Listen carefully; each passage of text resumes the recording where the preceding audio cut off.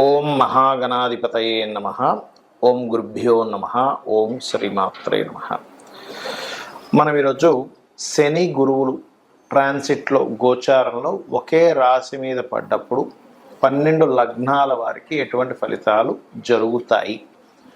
శని గురువులు ఒకవైపు మనకి డబుల్ ట్రాన్సిట్ కలిగించడం వల్ల మంచి శుభకరమైనటువంటి ఫ్రూట్ఫుల్స్ జరుగుతుంది, ఎటువంటి సందేహం లేదు. అలాగే కుజకేతువు కూడా కలిసి ఉంటున్నారు. మనకి ఈ రెండింటిని గమనించుకోవాలి. సో లగ్నం తెలిసిన వారు లగ్నం నుంచి చూసుకోండి, లగ్నం తెలియని వారికి రాశి నుంచి చూసుకోండి, అది సెకండరీ ఆప్షన్. సో ఈ విషయాలు చెప్తుంది నేనైనప్పటికీ కూడా చెప్పిస్తుంది సాక్షాత్ లలిత అమ్మవారిగా భావిస్తూ ఒక్కొక్క లగ్నం గురించి మనం తెలుసుకుందాం. మకర లగ్నము, మకర రాశి. మకరం వారికి మీకు డబుల్ ట్రాన్సిట్ అనేటువంటిది 12వ స్థానము. దీని మూలంగా మీకు విదేశాలకు వెళ్ళి అక్కడ ఏదైనా స్థిరపడాలి అని చేసేటువంటి ప్రయత్నం ఫలిస్తుంది. ఇన్వెస్ట్మెంట్స్ మనం చేస్తూ ఉంటాం రకరకాలుగా, అది భూముల మీద చేయడమనో లేకపోతే ఏదైనా బిజినెస్ మీద ఇన్వెస్ట్మెంట్ చేయడం, ఇట్లాంటివన్నీ ఉంటుంటాయి. ఏ ఇన్వెస్ట్మెంట్ అయినా మీరు ఇప్పుడు చేసేటువంటి డబుల్ ట్రాన్సిట్ సమయంలో చేసేటువంటి ఇన్వెస్ట్మెంట్స్ ఖచ్చితంగా కలిసి వస్తుంది, అందులో ఎటువంటి సందేహం లేదు, గుర్తుపెట్టుకోండి. అలాగే గతంలో ఏవైనా సరే మిస్అండర్స్టాండింగ్స్, మిస్కమ్యూనికేషన్స్ అయ్యాయి భార్యాభర్తల మధ్యన, ఆ మిస్కమ్యూనికేషన్స్ అయినటువంటి విషయంలో మీరు ఏదైతే పాడైందో వివాహ జీవితం, అది కాస్త సెట్ అవ్వడానికి చాలా మంచి సమయం డబుల్ ట్రాన్సిట్ అనేది, ముఖ్యంగా మకరం వారికి.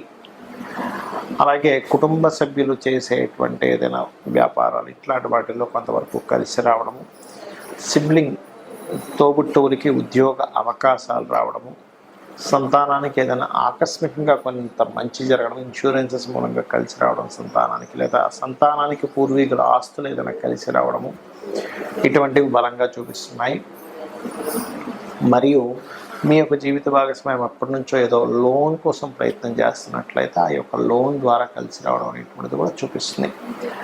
అయితే ఇక్కడ ఈ డబుల్ ట్రాన్సిట్ అనేది మకరం వారికి ప్రధానంగా ఈ గురువు యొక్క దృష్టి 6వ స్థానంలో ఉంటూ దశమ ద్వాదశ స్థానాల మీద పడుతున్నందుకు విదేశాలకు వెళ్ళి ఉద్యోగం చేద్దాము, విదేశాల్లో ఏదైనా బిజినెస్ ప్రారంభిద్దాము, ఇంపోర్ట్ ఎక్స్పోర్ట్ రిలేటెడ్ సంబంధించి ఏదైనా చేద్దాం అనుకునేటువంటి వారికి బాగుంటుంది. కాకపోతే ఎప్పుడైనా సరే వ్యాపారం ఎవరైనా ప్రారంభించాలనుకున్నప్పుడు వాళ్ళ పర్సనల్ చార్ట్లో అసలు వ్యాపార యోగం ఉందా లేదా అని చెక్ చేసుకోవాలి. గోచారం ఇస్తుంది, కానీ ఆ గోచారం ఇచ్చినప్పుడు చేసేవంతా కొంతకాలం పనిచేస్తుంది, ఆ తర్వాత ఇబ్బంది పడతారు. కాబట్టి పర్టికులర్గా వ్యాపార విషయాలలో డబుల్ ట్రాన్సిట్ మీకు కలిసి వస్తున్నప్పటికీ మీ జన్మజాతకంలో ఏ మూలంగా వ్యాపారం ఉందని చెక్ చేసుకోండి. అయితే అష్టమ స్థానంలో కుజకేతువులు కూడా ఉన్నందుకు యాన్సిస్టర్స్ ప్రాపర్టీ విషయంలో మీరు ఏదైనా ఒక ల్యాండ్ తీసుకునేటువంటి విషయాల్లో, తాతగారి ఆస్తికి సంబంధించిన విషయంలో, ఏదైనా ల్యాబ్స్లో ఏదైనా టెస్టింగ్స్ అవి చేసుకునే విషయంలో కూడా కొంచెం జాగ్రత్తగా ఉంటూ, మంగళవారాలు ప్రధానంగా జాగ్రత్తగా ఉండాలి వాహనం మీద వెళ్ళేటప్పుడు మీరు. ఇక మీరు నిత్యము చేయవలసినటువంటి దేవత ఆరాధన లలిత అమ్మవారి యొక్క ఆరాధన చేయడము, మరియు ఓం అష్టమీ చంద్ర విభ్రాజ అలికస్థల శోభితాయే నమః అనే నామస్మరణ చేయండి. తద్వారా ఎటువంటి ఆకస్మికమైనటువంటి సంఘటనలు, ఇబ్బందులు రాకుండా ఉంటాయి. మరియు గోడు, క్యారెట్స్, గ్రాసం కూడా తినిపించండి, అన్ని విధాలు బాగుంటుంది.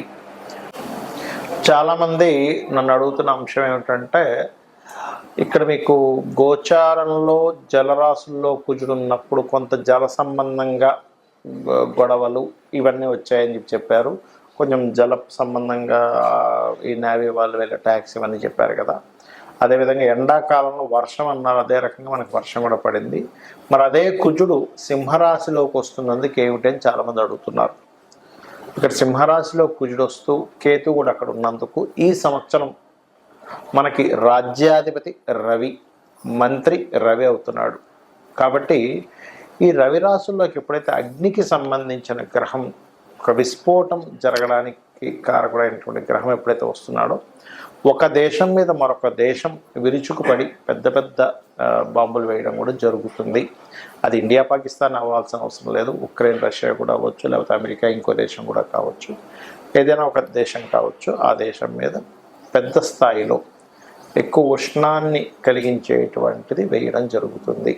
అదొకటే కాకుండా ఈ పిశాచ యోగం ఉన్నప్పుడు పర్టికులర్గా రాబోయే 2 months కూడా మన ఇండియాలోని కానీ వేరే దేశాల్లో కానీ కాస్త పుణ్యక్షేత్రాలు దేవతా ఆలయాల మీద కూడా ఈ అటాక్స్ జరగనున్నాయి కాబట్టి కాస్త జాగ్రత్తగా ఉండాలి. కొంత స్లీపర్ సెల్స్ వల్ల ఇబ్బందులు ఇటువంటివి జరగనున్నాయి కాబట్టి ఈ యొక్క అంశంలో చాలా జాగ్రత్తగా ఉండండి. అయితే ఇక్కడ ఎవరి జన్మజాత చక్రంలో అయినా గుర్తుపెట్టుకోండి, వాళ్ళ పర్సనల్ చార్ట్లో ఇప్పటివరకు మనం ఏదైతే డబుల్ ట్రాన్సిట్ గురించి చెప్పుకున్నామో వాళ్ళ పర్సనల్ చార్ట్లో కనుక కొంతమంది చూడండి ఇప్పుడు నాకు ధనం వస్తుందా లేదా అనుకుంటూ ఉంటారు. వాళ్ళకి పర్సనల్ చార్ట్లో ధనభావం మీద ఈ డబుల్ ట్రాన్సిట్ వచ్చింది అనుకోండి, డబ్బులు ఖచ్చితంగా వస్తాయి. లేదంటే ఒక కాంట్రాక్ట్ అవ్వాలనుకుంటున్నాము, వాళ్ళ పర్సనల్ చార్ట్లో 3వ భావం మీద కనెక్ట్ అయింది, అప్పుడు ఒక మాట్లాడుకొని అది కాంట్రాక్ట్ రావడానికి అనుకూలిస్తుంది. మరి కొంతమందికి ఏమంటే నేను ఒక గృహం కొనుక్కుందాం అనుకుంటున్నాను, అనుకూలిస్తుందా లేదా అనుకో. ఒకటి గుర్తుపెట్టుకోండి, ఎప్పుడు కూడా గృహం కొనుగోలు చేసేటప్పుడు మీకు 4వ భావానికి సంబంధించిన మహాదశ అంతర్దశలు అనుకూలించాలి. ఈ డబుల్ ట్రాన్సిట్ 4వ భావంలోకి రావాలి. దాంతోపాటు మీరు ఏదైతే గృహం కానీ స్థలం కానీ కొనుగోలు చేసేటప్పుడు ఆ దిశ అంటే ఒక్కొక్క పేరు గల వాళ్ళకి ఒక్కొక్క దిశ మనకి వస్తుందని చెప్పారు శాస్త్రంలో. ఎక్కడా కూడా తూర్పు ఉత్తరం మాత్రమే మంచివి, దక్షిణం పడమర మంచిది కాదని ఎక్కడా చెప్పలేదు. 4 దిశలు మంచివే, కానీ మీకు ఏది పనికి వస్తుందని చూసుకోండి. మనకి వీడియోలు కూడా పెట్టాం, ఏ పేరు గల వాళ్ళకి ఏ డైరెక్షన్ కలిసి వస్తుంది అనేది దాని పరంగా మీరు చూసుకోవచ్చు. అలాగే మరొక విషయం ఏంటంటే ఇక్కడ సంతానానికి అయితే పంచమం మీద ట్రాన్సిట్ ఉండాలి. రుణము లభించాలంటే కూడా ట్రాన్సిట్ ఉండాలని మనం ఒక్కోసారి లోన్స్ కోసం మనం ప్రయత్నం చేస్తుంటాం, ఒక్కోసారి లోన్స్ రావు. కానీ రుణం లభించాలంటే 6వ భావం మీద ఉండాలి, రుణం తీర్చాలంటే 5వ భావం మీద ఉండాలి.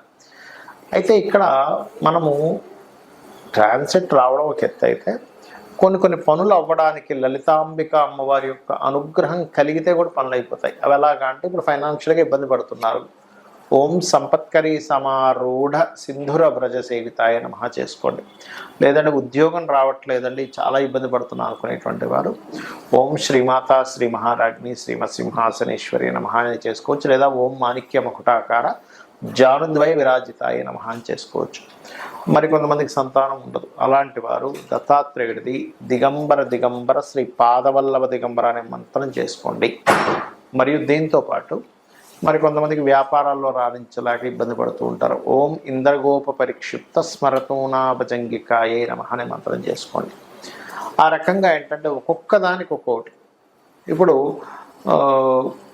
కొంతమందికి చూడండి ఆరోగ్య సమస్యలు ఉంటాయి. ఎందుకు అంటే వాళ్ళకి 4వ స్థానము అంటే ఇమ్యూనిటీని తగ్గించే స్థానము, ఇమ్యూనిటీ స్థానం పంచమ స్థానం పడవడము, 6వ స్థానం రోగస్థానం యాక్టివ్ అయితే ఏమవుద్దంటే వాళ్ళకి అనారోగ్య సమస్యలు నిత్యం పడుతూ ఉంటారు. అటువంటి వారు చక్కగా ఓం సర్వవ్యాధి ప్రశమని సర్వమృత్యు నివారిణి అగ్రగణ్య అచింత్య రూప కలికల్మషనాశిని నమః చేసుకోండి. ఖచ్చితంగా మీకు బాగుంటుంది, ఎటువంటి సందేహం లేదు. అయితే ఇక్కడ ఒక్క విషయం ఏంటంటే చాలామంది ఏళ్ళనాడు సేం జరుగుతుందని కాల్సిన ప్రయోగాలు ఉన్నాయని భయపడుతూ ఉంటారు. అవేవి మిమ్మల్ని ఎక్కడా ఆపవు. ఖచ్చితంగా మీరు చేసేటువంటి కర్మ ఏదైతే ఉందో దాని రిజల్ట్ మాత్రమే గ్రహాలు ఇస్తూ ఉంటాయి.